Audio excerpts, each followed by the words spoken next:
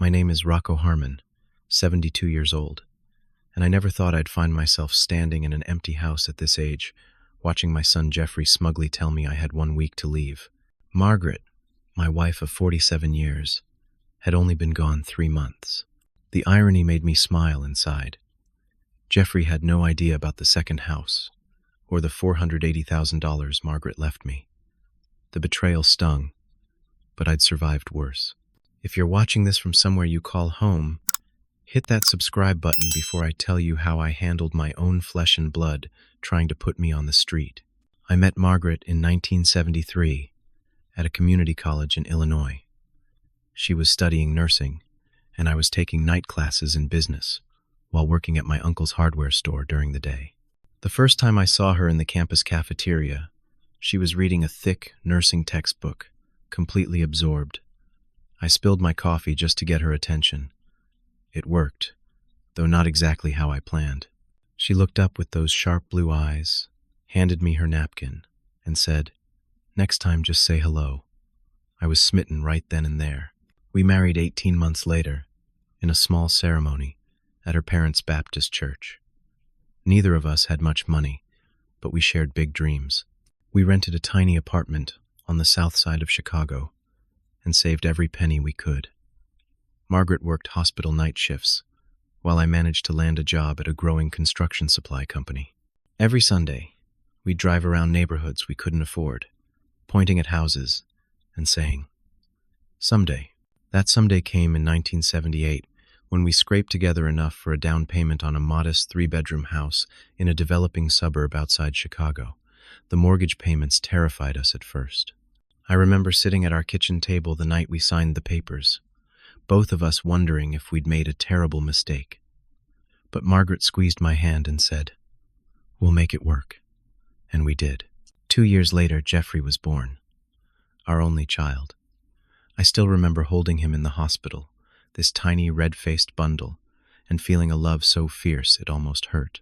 Margaret and I agreed we would give him everything we never had. Perhaps that was our first mistake. We both worked extra shifts to put money aside for his education. Margaret picked up weekend hours, and I took on side jobs installing cabinets. We missed school plays and baseball games, but we told ourselves it was worth it for his future. Jeffrey had the best clothes, the newest toys, and later, the computer none of his friends had yet.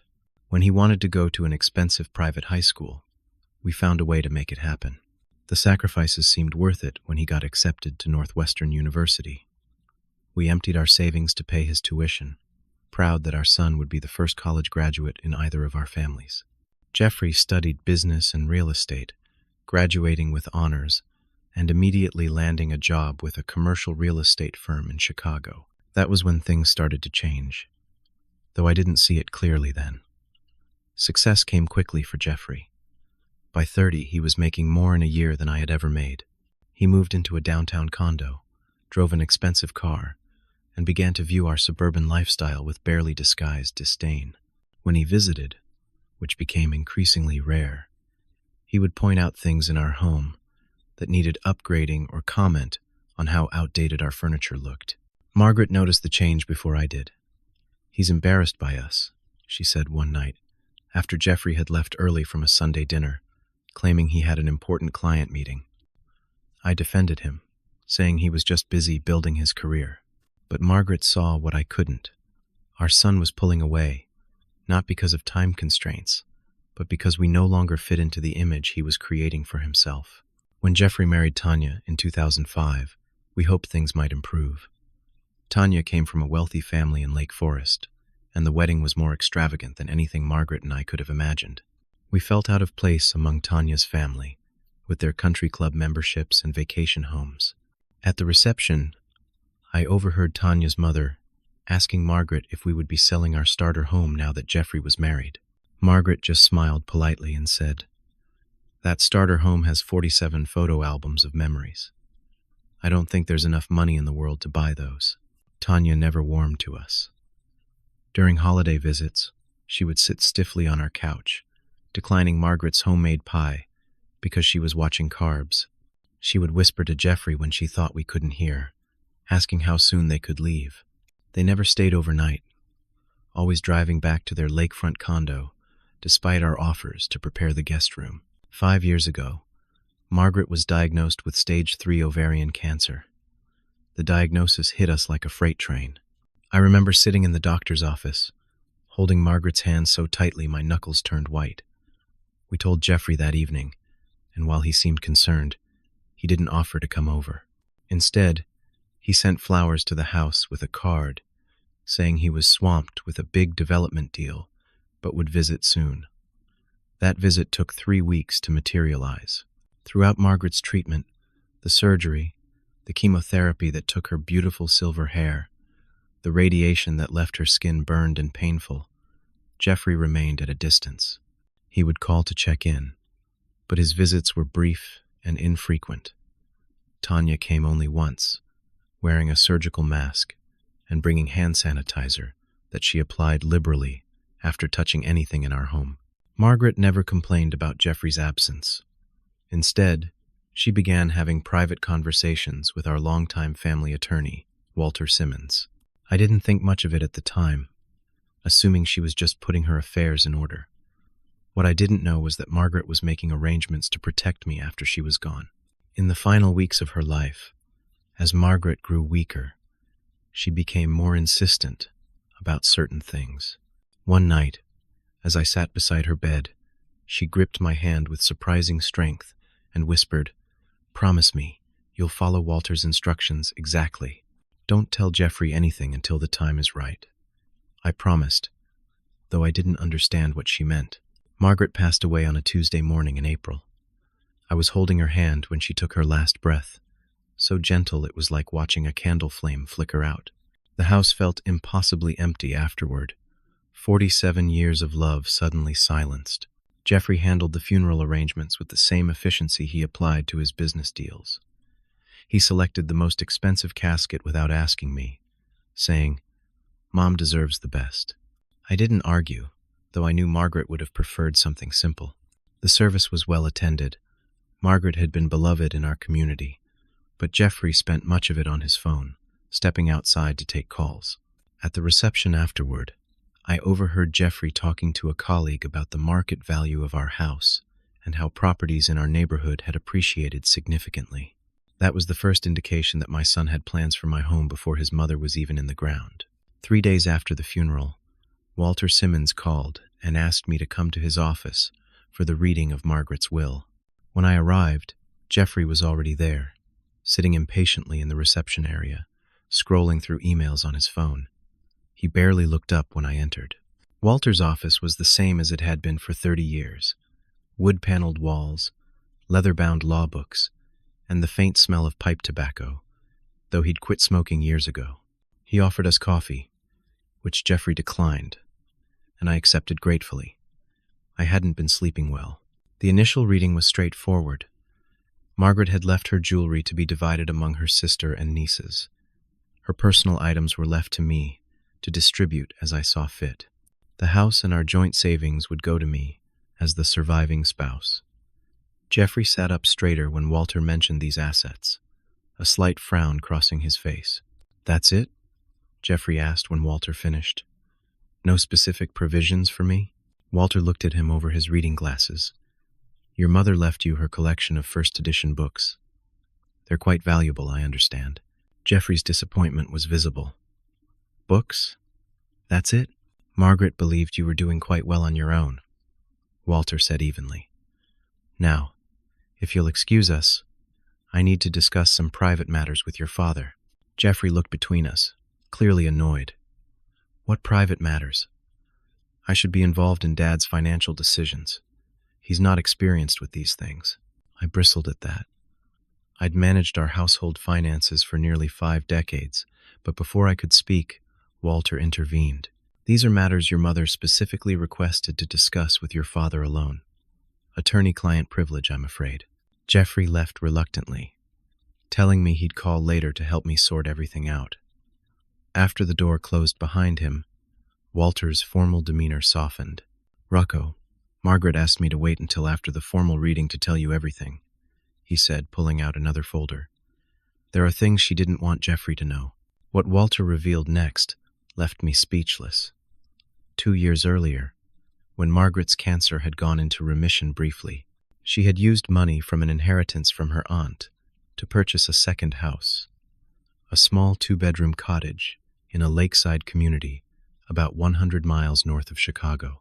She had also opened a separate bank account with $480,000, money she had saved from careful investments over decades, plus the life insurance policy from her teaching years that had matured. "She never told me," I said, my voice barely above a whisper. "Why would she keep this secret from me?" Walter slid a sealed envelope across the desk. "She asked me to give you this after she was gone. I think it explains everything." With trembling hands, I opened the envelope and unfolded a letter written in Margaret's neat handwriting. "My dearest Rocco, if you're reading this, I've left you to face life without me. I'm so sorry for that. You have been the best husband, father, and friend I could have asked for. Our years together have been my greatest blessing. I hope you'll forgive my secrecy about the cottage and the money. As my illness progressed, I became increasingly concerned about what would happen to you after I was gone. You may not have noticed, but I have. Jeffrey has changed. The loving boy we raised has been replaced by a man who values status and money above family. I've seen how he looks at our home, not as the place where he grew up, but as an asset to be liquidated.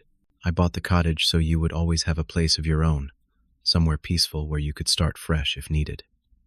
The money is to ensure your independence. Jeffrey must never know about either until you're safely established. I fear he would find a way to control these assets if he knew about them. This may seem harsh, and perhaps I'm wrong about our son. I hope I am. But I couldn't bear the thought of you being vulnerable after I'm gone. You sacrificed so much for our family, for Jeffrey. Now it's time to take care of yourself. The cottage is on Bluebird Lane in Cedar Lake. It reminds me of that little rental cabin we stayed in for our 5th anniversary, the one with the red door and window boxes. I've had it painted the same colors. There's a garden in the back, where you can grow those tomatoes you're so proud of. The neighbors are friendly, mostly retirees like yourself. Visit it when you can, make it yours, and know that even after I'm gone, my love is still caring for you. Always and forever, Margaret. I read the letter twice, tears blurring the words. It was so like Margaret to think ahead, to see what I couldn't bring myself to see. I folded the letter carefully and put it in my pocket. "She set everything up legally?" I asked Walter. "Ironclad," he confirmed. "The cottage is in your name only. The money is in an account only you can access. Jeffrey has no legal claim to either." The following weekend, I made the drive to Cedar Lake to see the cottage. I told Jeffrey I was visiting Margaret's sister, and he didn't question it. The cottage was exactly as Margaret had described. A charming small house with a red door and window boxes waiting to be filled with flowers. It sat on a quiet street 3 blocks from the lake, with a fenced backyard and tall maple trees providing shade. When I unlocked the door and stepped inside, I felt Margaret's presence immediately. The living room had a stone fireplace and built-in bookshelves. The kitchen was small but updated, with the blue tiles Margaret had always wanted. Upstairs were 2 bedrooms, the master overlooking the backyard and a smaller room that Margaret had set up as a home office, with a desk positioned to catch the morning light. On the desk was another envelope with my name on it. Inside was the deed to the house, insurance papers, and a note. "Make this your sanctuary. You deserve peace." I spent the day exploring the house and walking around the neighborhood. The town had a small but charming downtown, a public library, and several parks. I met one of the neighbors, a retired teacher named Diana, who had already heard about Margaret's husband. Apparently, Margaret had visited several times during the renovation, telling neighbors she was preparing a surprise for her husband's retirement. On the drive back to Chicago, I made my decision. I would honor Margaret's wishes and keep the cottage and money secret from Jeffrey. I would continue living in our family home for now, but I would gradually begin moving important possessions to the cottage, preparing for the day when I might need to make it my permanent residence. Over the next 2 months, I visited the cottage every weekend. I planted tomatoes in the garden, as Margaret had suggested. I filled the bookshelves with my favorite novels and Margaret's cookbooks. I hung our wedding photo above the fireplace and arranged family pictures throughout the house, the happy memories, the three of us smiling in better times. With each visit, the cottage felt more like a home.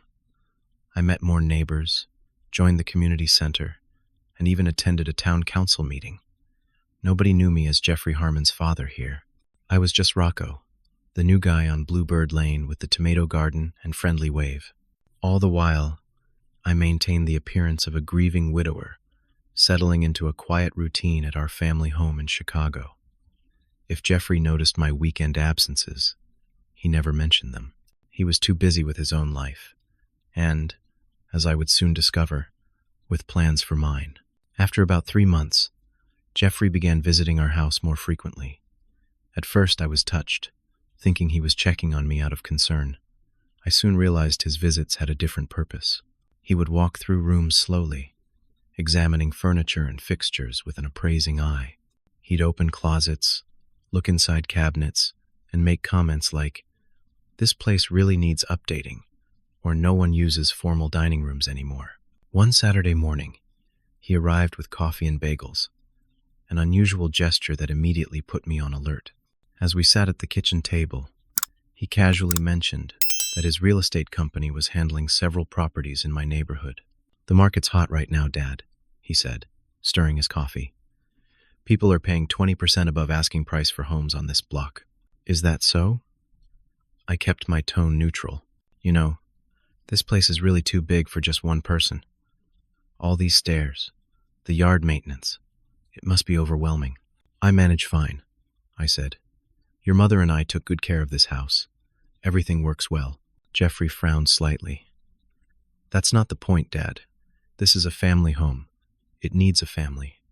And the equity you have, well, you could live very comfortably in a nice senior apartment."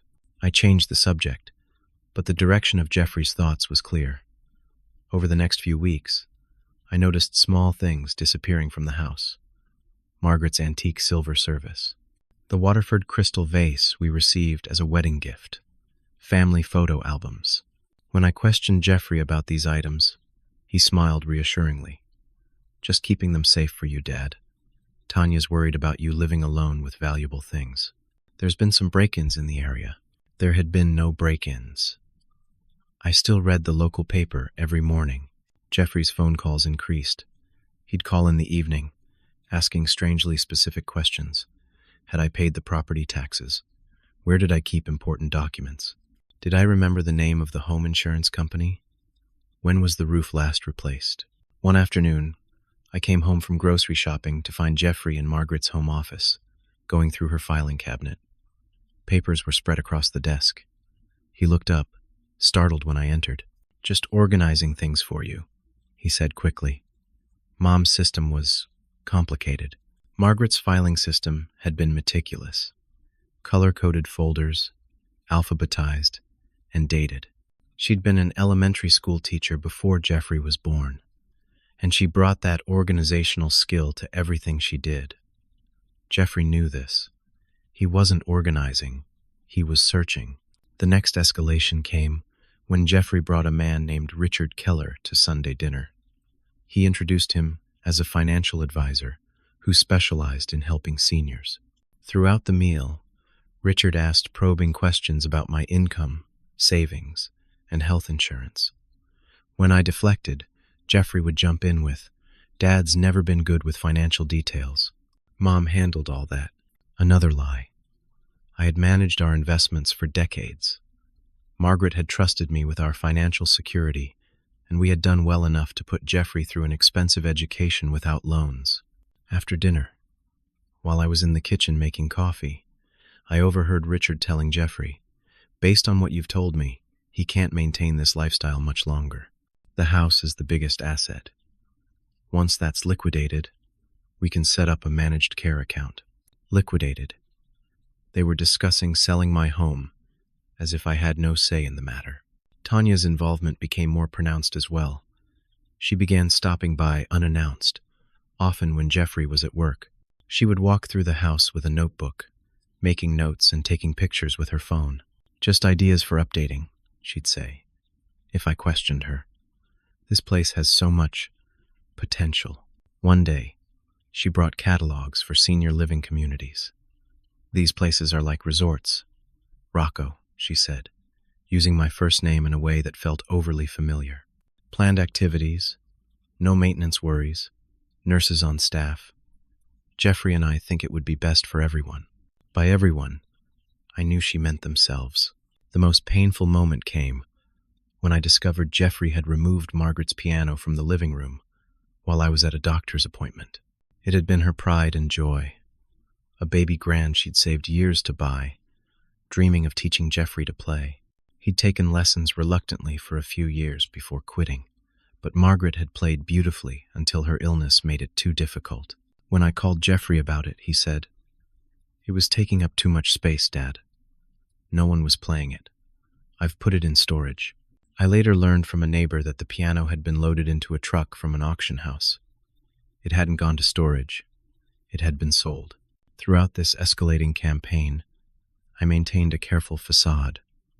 I appeared slightly more confused than I actually was.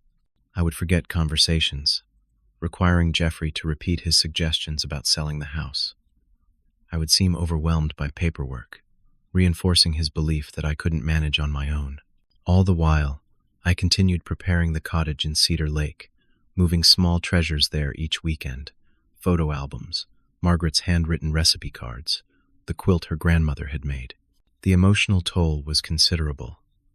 Each night, alone in the house where Margaret and I had raised our son, I would feel the weight of his betrayal. How had we failed so completely in teaching him compassion and respect? What had happened to the little boy who once made us handprint cards for every anniversary? Yet even in my darkest moments, I found small comforts. Mrs. Abernathy next door would bring over her famous lemon bars, sitting with me on the porch swing, to reminisce about neighborhood block parties from decades past. The young cashier at the grocery store, Tony, would help me load bags into my car, refusing tips and asking thoughtful questions about my garden. My barber of 30 years, Sal, would save newspaper clippings about fishing spots, remembering my love of the sport, even if I rarely went anymore. These small kindnesses reminded me that while family might fail you, humanity often wouldn't. It gave me strength for what I knew was coming, the final confrontation that Margaret had foreseen and prepared me for with her extraordinary gift. The confrontation came on a Tuesday evening in July, almost exactly 4 months after Margaret's passing. Jeffrey called that morning, insisting on bringing dinner over.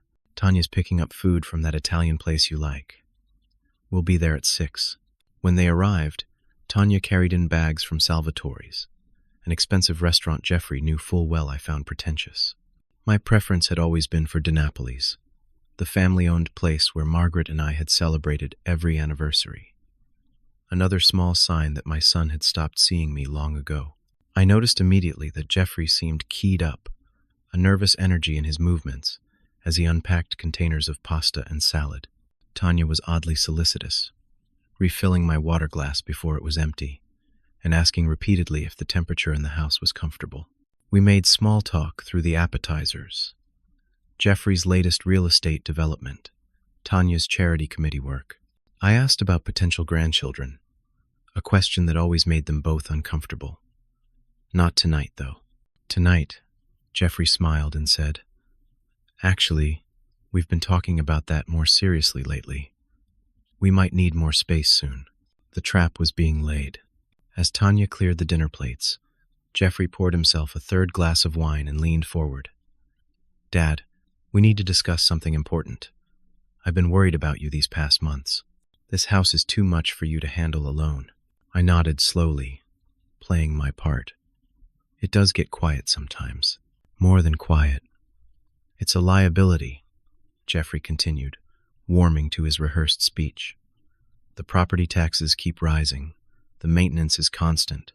You're living in the past here." Tanya returned, sitting close to Jeffrey, her hand on his arm, in practiced solidarity.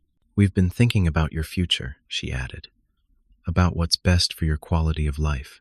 Jeffrey took a deep breath. "Dad, I've done something to help you. I've sold the house. Though I had been expecting this, the actual words still hit like a physical blow. The audacity of it. Selling my home without my knowledge or consent. You what? I kept my voice deliberately faint. It's for the best, Jeffrey said quickly. The market's perfect right now. I got $350,000 for it, way above market value. My commission will go straight to your care fund. How generous of him to donate his commission on the unauthorized sale of my own home.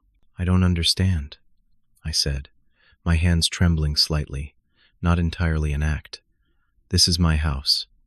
Margaret and I paid off the mortgage 15 years ago. Jeffrey had the decency to look slightly uncomfortable. Technically, yes. But you added me to the deed when Mom got sick, remember? For estate planning purposes? Another lie. I had done no such thing. I would need to check with Walter immediately. I don't remember that, I said truthfully. You signed the papers, Jeffrey insisted. It doesn't matter now anyway. The sale is final. The new owners take possession next week. They're a lovely young family with 2 kids. This place should have children in it again. Next week? I looked around the dining room, where we'd celebrated 47 Christmases. You expect me to leave my home in a week? We found you a perfect place, Tanya interjected brightly. A senior apartment complex in Oakwood Heights. It has a community center, weekly bingo, shuttles to the grocery store. Everything you need. And how much of my house money will this apartment cost? I asked. Jeffrey shifted uncomfortably.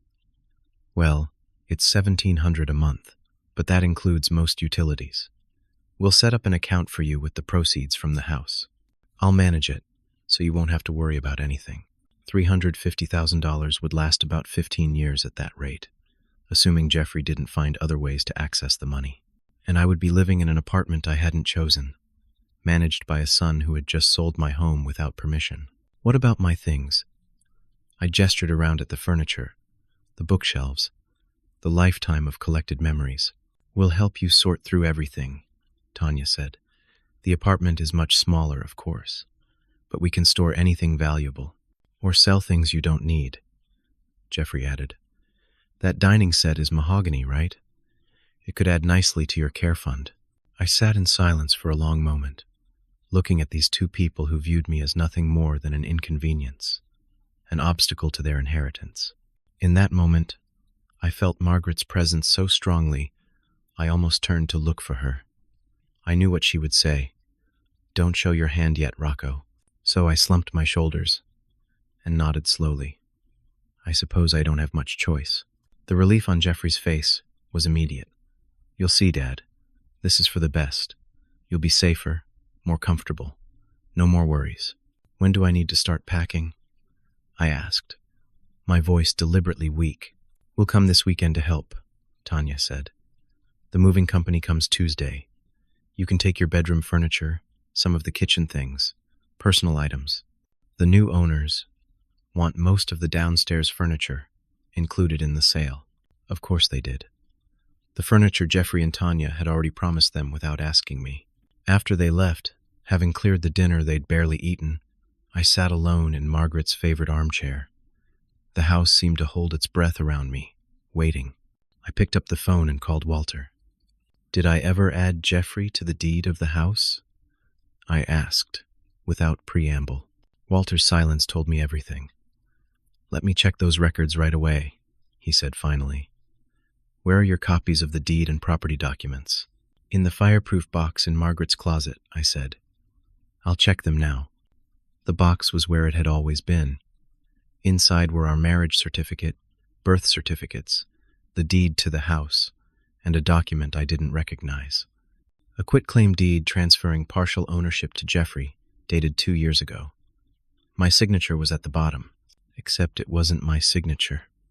It was close, but the way the R in Rocco curved was all wrong.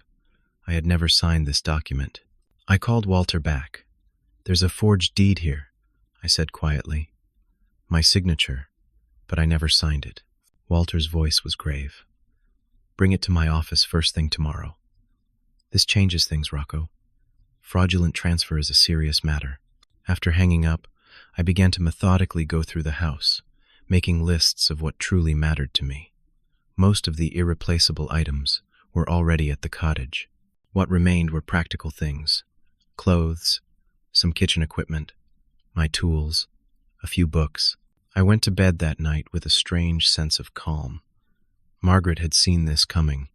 She had prepared me, and now I would follow her final plan through to the end. The next morning, I drove to Walter's office with the fraudulent deed. He examined it carefully, his expression darkening. "This is forgery. Plain and simple," he said. "We could pursue criminal charges." I considered this briefly. What would that accomplish?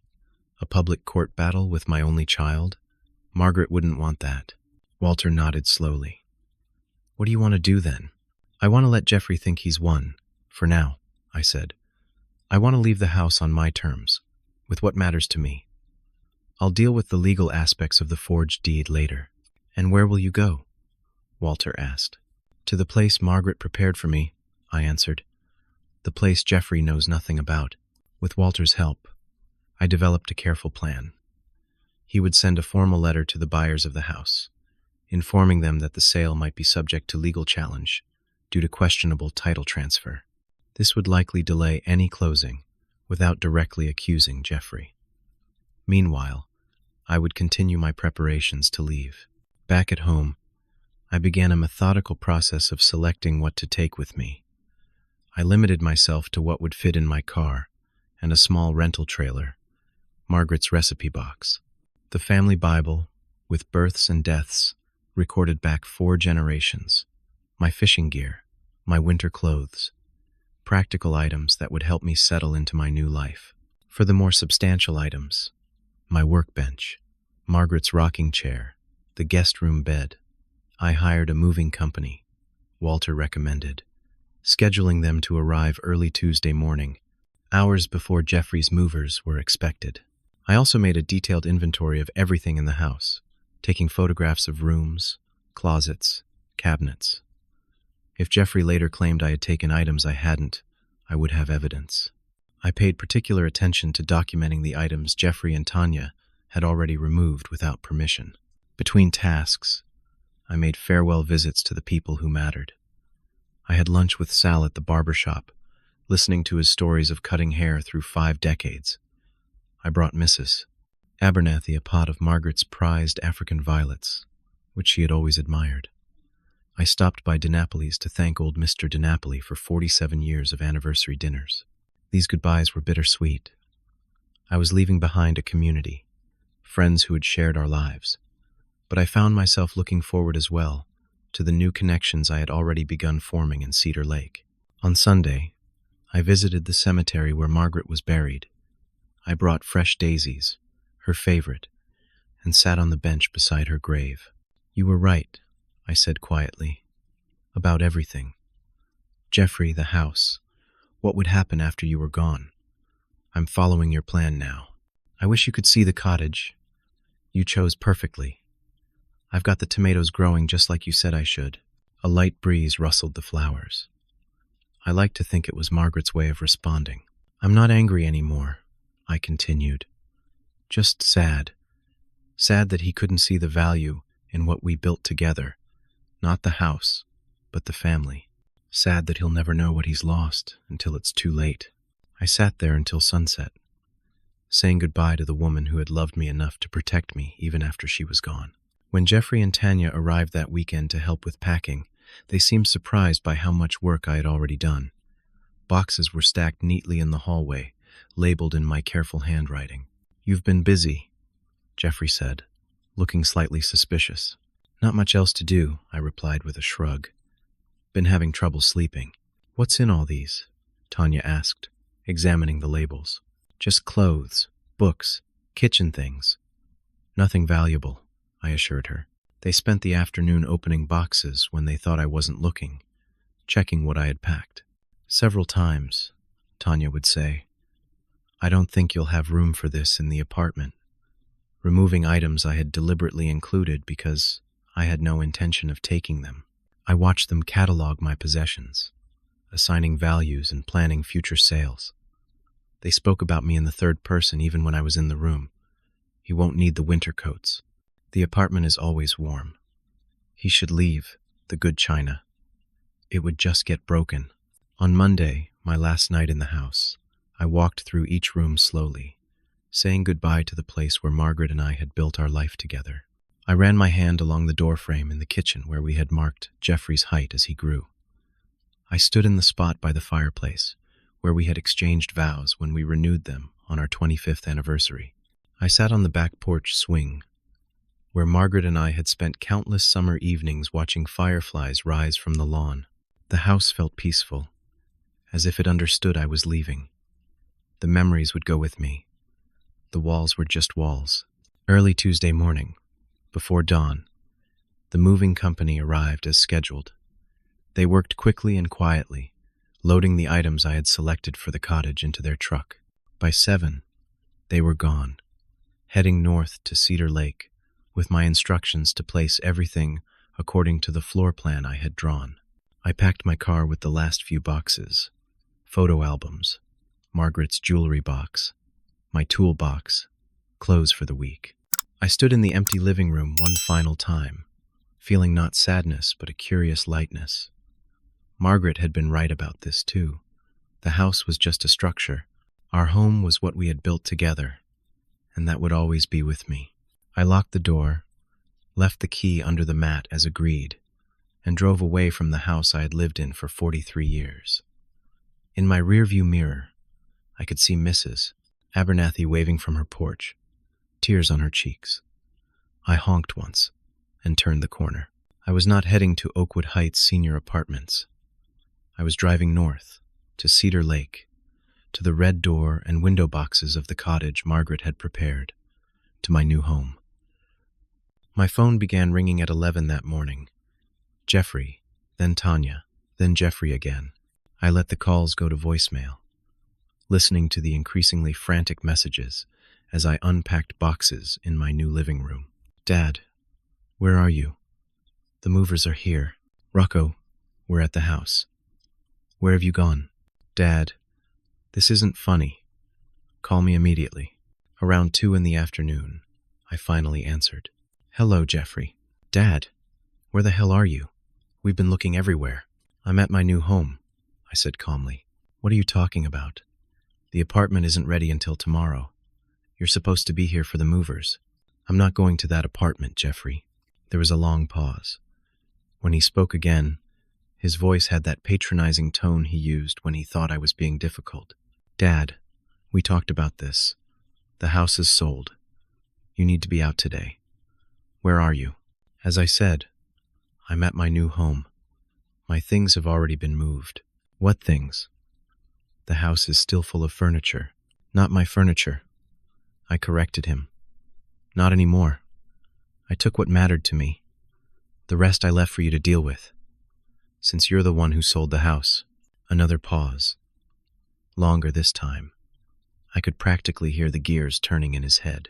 What do you mean, your new home? Where are you staying? That's not your concern, I said. But you should know that I've spoken with Walter about the quitclaim deed with my forged signature. The sharp intake of breath told me I'd hit the mark. I don't know what you're talking about, he said, but his voice had lost its confident edge. I think you do. Walter is contacting the buyers today to inform them that the sale may have complications due to fraudulent documentation. I suggest you call them before they call you. You can't do this. Jeffrey's voice rose. Everything's signed. They're moving in next week. Not my problem. You sold a house that wasn't yours to sell. It was for your own good, he nearly shouted. You can't live alone in that big house anymore. I agree, I said mildly. That's why I've moved to a more suitable place. A place your mother helped me find before she died. That stopped him cold. What are you talking about? Mom didn't.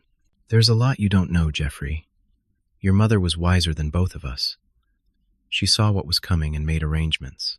I could hear Tanya in the background, asking urgently what was happening. Jeffrey covered the phone, but I could still hear him saying, "He's gone. He took his stuff and left."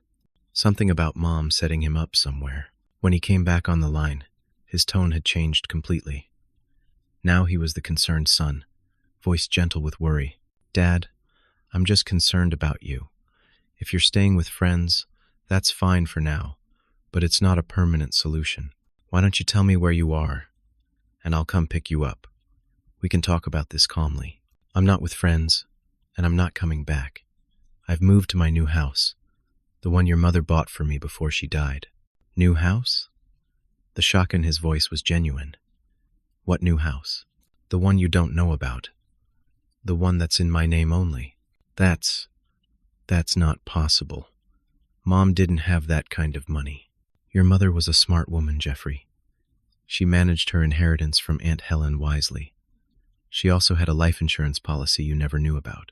She used it to make sure I would be taken care of, protected from exactly what you tried to do." There was a long silence on the line. When Jeffrey spoke again, his voice was hard.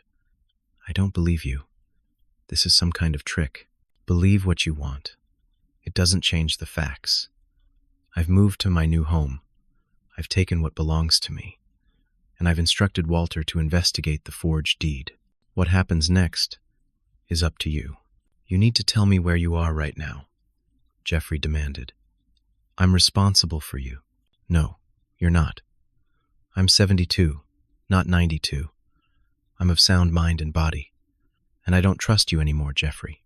You forged my signature. You sold my house without my consent. You lied to me repeatedly. I was trying to help you," he insisted. You were helping yourself to my assets. That's not fair. After everything we've done for you, what exactly have you done for me, Jeffrey? Since your mother got sick, what have you done except wait for her to die so you could sell the house?" The harsh truth hung between us. Jeffrey didn't deny it. He couldn't. "You need me," he said finally, his voice smaller. "You don't have enough money to live on your own." "I have the $480,000 your mother left me," I said quietly. "Another thing you didn't know about." I heard a thump, as if Jeffrey had sat down suddenly. $480,000? That's not possible. Your mother was preparing for this day for years, Jeffrey. She knew what you would try to do. Tanya's voice came in the background again, demanding to know what money I was talking about. Jeffrey must have filled her in because her response was loud enough for me to hear clearly. "That's our money. He's stealing our inheritance." That said everything. In their minds, Margaret's money, our money, had already been allocated to them. My continued existence was just an inconvenient delay in their acquisition. "I have to go," I said. "I have unpacking to do." "Wait." Jeffrey's panic was palpable. "You can't just disappear." "What about the house? The sale? That's your problem now. You created this situation. At least tell me where you are. What if something happens to you? What if you get sick? Then I'll handle it, like the capable adult I am. Goodbye, Jeffrey." "Dad, wait." I ended the call and turned off my phone. Through the cottage window, I could see my new neighbor, Diana, waving from her garden. She had brought over a potted plant earlier as a housewarming gift. Beyond her yard, the lake glittered in the afternoon sunday. I felt lighter than I had in months. Jeffrey would try to find me, of course.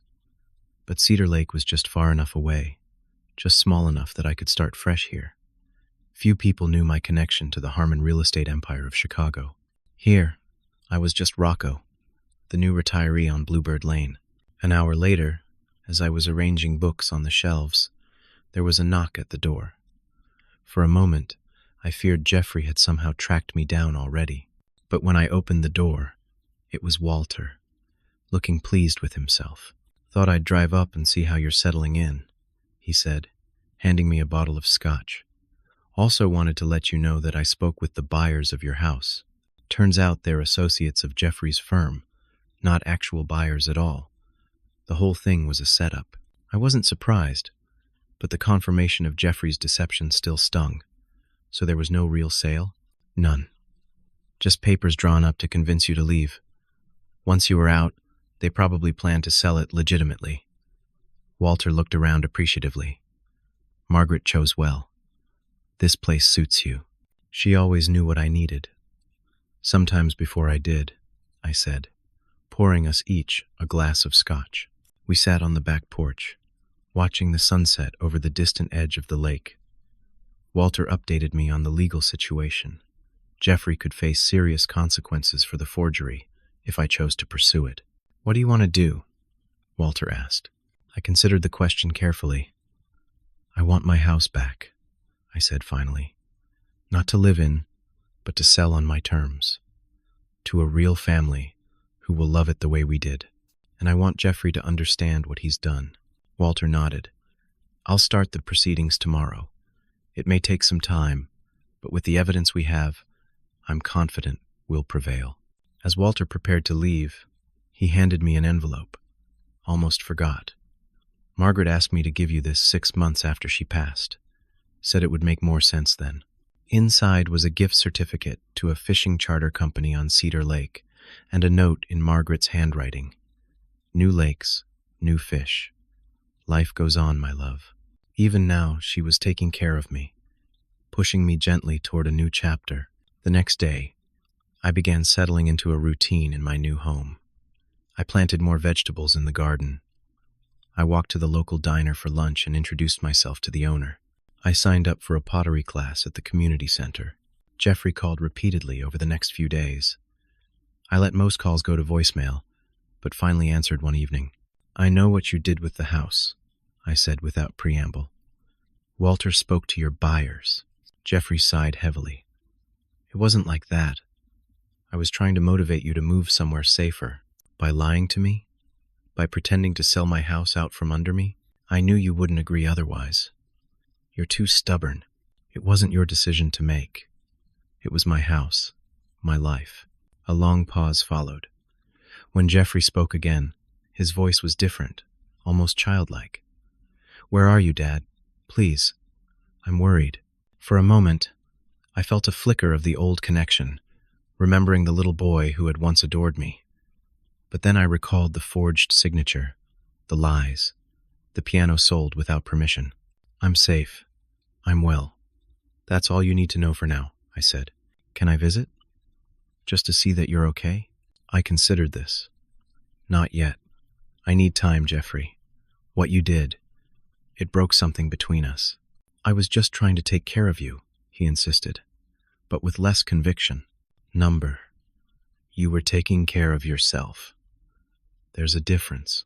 After we hung up, I sat on the porch swing Margaret had insisted on installing, watching fireflies begin to rise from the lawn, just like at our old house.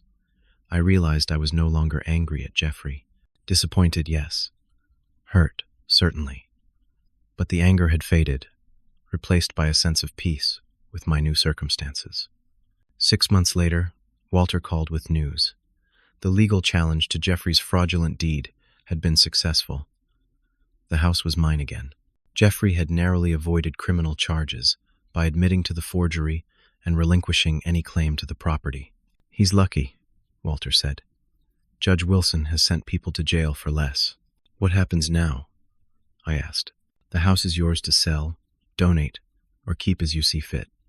I thought about it overnight and called a real estate agent the next morning. Not Jeffrey's firm, but a smaller company with an excellent reputation. The house sold within a week to a young family with 3 children and a dog. I liked knowing that the rooms would be filled with noise and life again. The proceeds from the sale went into my account, adding to the security Margaret had already provided. I donated a portion to the cancer center where she had been treated, establishing a small fund to help patients' families with transportation costs. And then, something unexpected happened. A card arrived in the mail, addressed in Jeffrey's handwriting. Inside was a short note. "Dad, I'm sorry. I know those words aren't enough, but they're a start. What I did was wrong. I've been talking to someone, a therapist, about why I did it, about the kind of person I've become. I don't like what I see. I miss you. I miss who we used to be. If you're willing, I'd like to talk, not about money or houses or any of that. Just talk. Jeffrey." I sat with that card for several days, turning it over in my mind. Margaret would have cautioned prudence, but encouraged reconciliation. She had always believed in second chances. Finally, I called him. We met at a restaurant halfway between Cedar Lake and Chicago. The conversation was awkward, halting, but genuine. Jeffrey looked different somehow, less polished, more human. He admitted that Tanya had left him after the legal proceedings concluded, and the inheritance they had counted on didn't materialize. I realized I'd become someone I never wanted to be, he said, eyes downcast. Someone who valued things over people, who saw his own father as an obstacle rather than as Dad. It wasn't an instant reconciliation. Trust, once broken, takes time to rebuild. But it was a beginning.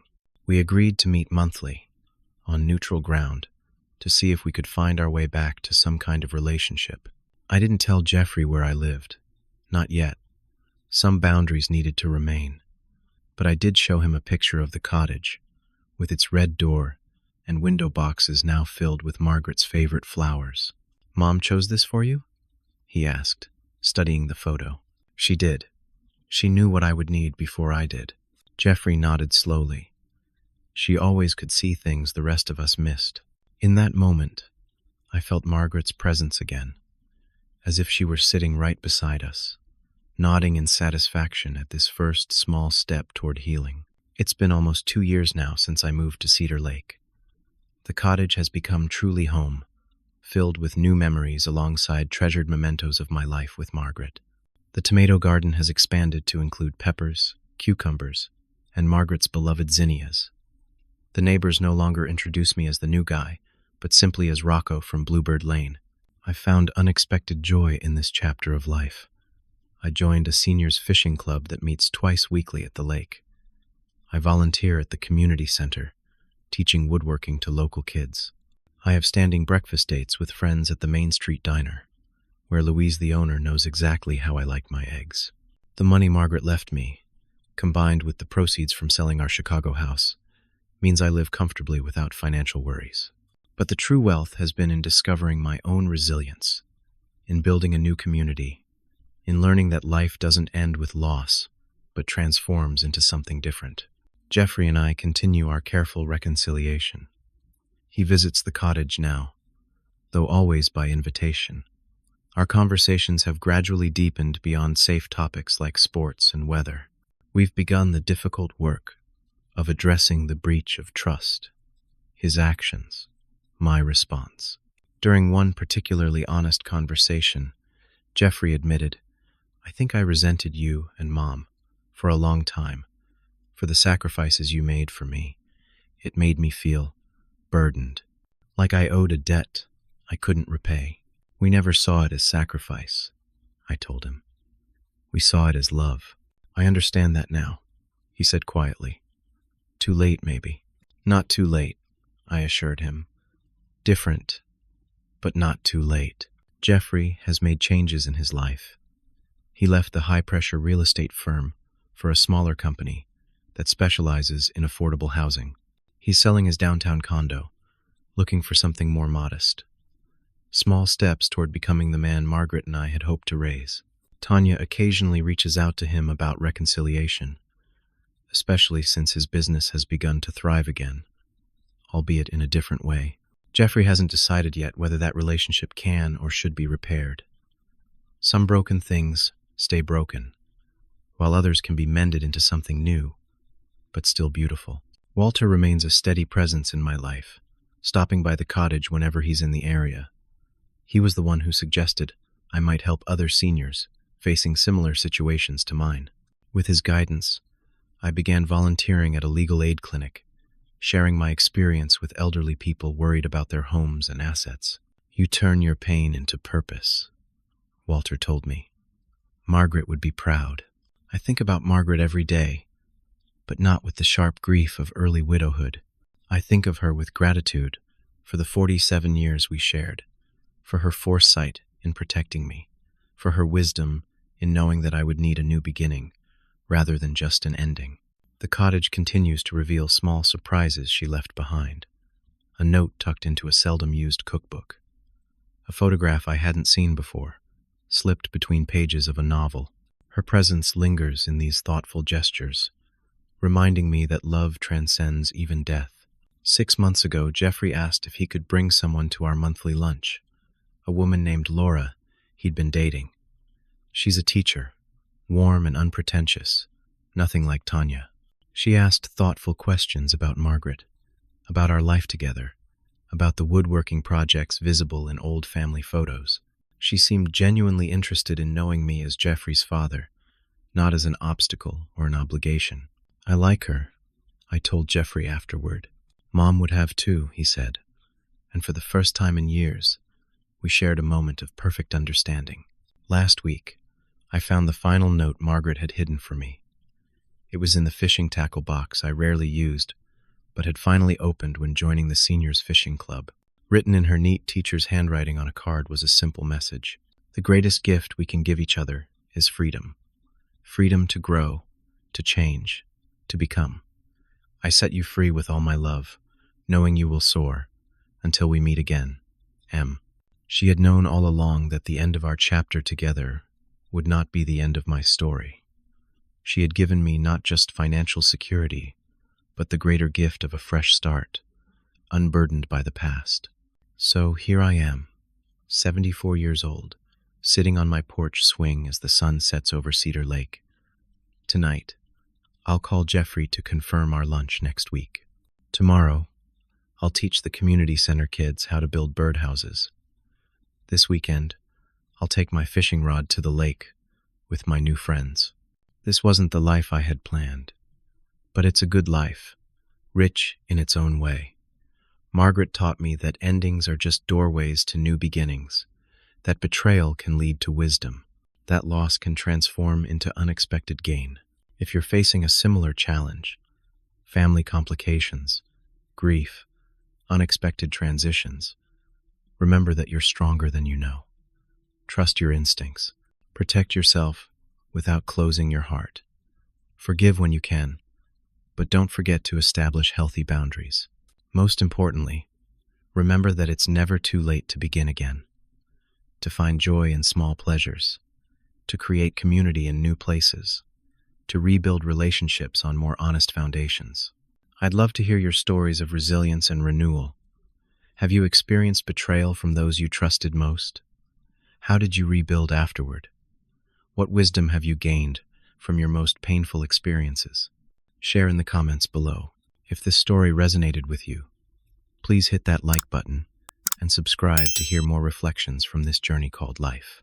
Your support means the world to this old man finding his voice in an unexpected second chapter. Thank you for listening. And remember, sometimes the greatest gift we can give ourselves is the courage to start over, even when we thought the story was ending. After all, the most beautiful sunsets often lead to the brightest dawns.